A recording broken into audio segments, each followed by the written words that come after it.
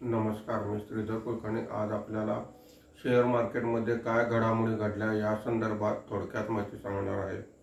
आज सकाळी मार्केट सुरू झाल्यापासून घसरण होती आणि मार्केट संपेपर्यंत घसरण सुरूच होती।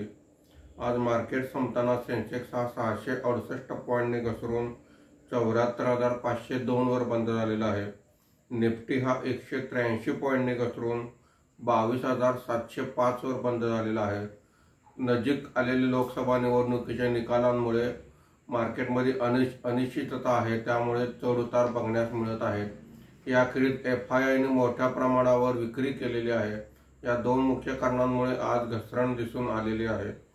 आजच्या मार्केटमध्ये BSE हेल्थकेअर इंडेक्स 0.31% वर आहे। BSE युटिलिटी इंडेक्स 0.25% वर आहे। BSE बँक इंडेक्स सर्वात जास्त म्हणजे 1.37% खाली आहे।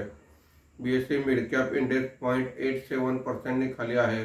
स्मॉल कॅप इंडेक्स वाढून 0.23% वर बंद आहे। आजच्या कामकाजामध्ये निफ्टीमध्ये वाढलेले मुख्य शेअर्स पुढील प्रमाणे आहेत। Hindalco 3.52%, power grid 1.57%, Divi's lab 1.27%, Nestle 1% अशी वाढ आहे। आज निफ्टीमध्ये घसरलेले मुख्य शेअर्स पुढील प्रमाणे आहेत। HDFC life insurance 2.87%, SBI life insurance 2.67%, ICICI bank 2.21%, Tata consumer product 2.20% अशी घसरण आहे। धन्यवाद।